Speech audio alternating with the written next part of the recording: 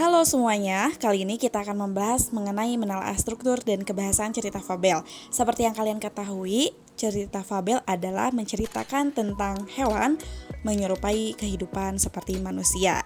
Nah, di sini ada struktur fabel.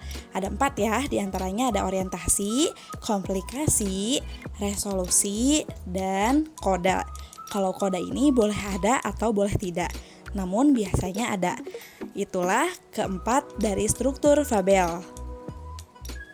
Mari kita simak untuk pengertiannya. Orientasi berarti bagian awal dari suatu cerita yang berisi pengenalan tokoh, latar tempat, dan waktu.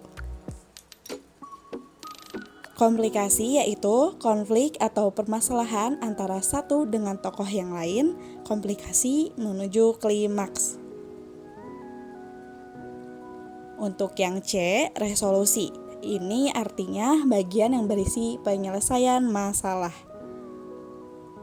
Yang terakhir koda, yaitu bagian terakhir fabel yang berisi perubahan yang terjadi pada tokoh dan pelajaran yang dapat dipetik dari cerita tersebut. Nah, itulah macam-macam struktur yang perlu kalian ketahui ya. Nah, kali ini kita akan menganalisis atau menelaah struktur cerita fabel. Cerita fabel di sini adalah Gajah yang Baik Hati. Kalian dapat membuka buku paket halaman 209 sampai 211. Yuk, mari kita simak. Gajah yang Baik Hati. Siang hari itu, suasana di hutan sangat terik. Tempat tinggal si kancil, gajah, dan lainnya seakan terbakar. Kancil kehausan. Dia berjalan-jalan mencari air. Dapat kalian lihat di sana ada judul ya. Setelah itu baru orientasi. Nah, artinya ini sebuah pengenalan. Di sana terdapat latar waktu, yaitu pada siang hari yang terik. Lalu ada latar tempat, yaitu di hutan. Nah, ada pula juga tokoh-tokohnya, yaitu kancil dan gajah. Nah, ini merupakan orientasi atau pembukaan cerita awal. Selanjutnya, di tengah perjalanan, dia melihat kolam dengan air yang sangat jernih. Tanpa pikir panjang, dia langsung terjun ke dalam kolam. Tindakan kancil sangat ceroboh. Dia tidak berpikir bagaimana cara ia naik ke atas.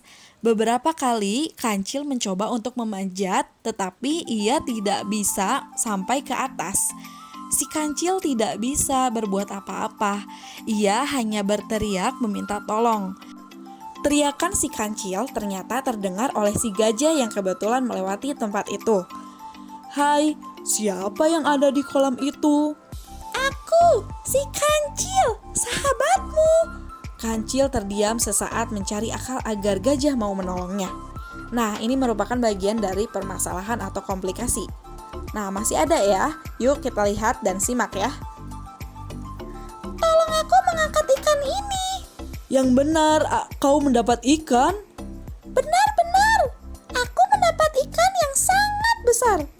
Gajah berpikir sejenak, bisa saja ia turun ke bawah dengan mudah, tetapi bagaimana jika naiknya nanti? "Kau mau memanfaatkanku ya, Cil? Kau akan menipuku untuk kepentingan dan keselamatanmu sendiri?" tanya gajah. Kancil hanya terdiam. "Sekali-kali kamu harus diberi pelajaran," kata gajah sambil meninggalkan tempat itu. Nah, di sini sudah jelas bagaimana permasalahannya yang terjadi pada si kancil untuk bisa memanfaatkan si gajah dapat menolongnya ya. Lalu masih ada nih.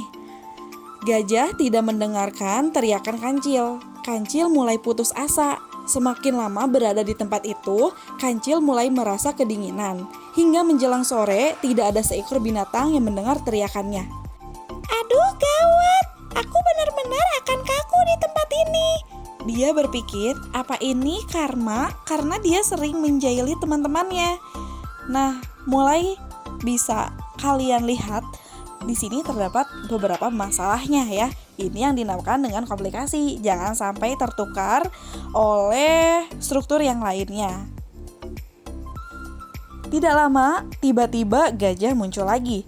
Kancil meminta tolong kembali. "Bagaimana, Cil?" "Tolong aku berjanji tidak akan iseng lagi." "Janji? Gajah menekankan. Sekarang, apakah kamu sudah sadar dan akan berjanji tidak akan menipu, jahil, iseng, dan perbuatan yang merugikan binatang lain? Benar, Pak Gajah. Saya benar-benar berjanji. Gajah menjulurkan belalayannya yang panjang untuk menangkap kancil dan mengangkatnya ke atas. Begitu sampai di atas, kancil berkata, "Terima kasih Pak Gajah, saya tidak akan pernah melupakan kebaikanmu ini." Nah, ini dia resolusi atau penyelesaian dari masalahnya ya. Nah, bahwa si kancil sadar kalau untuk menjahili itu tidak baik.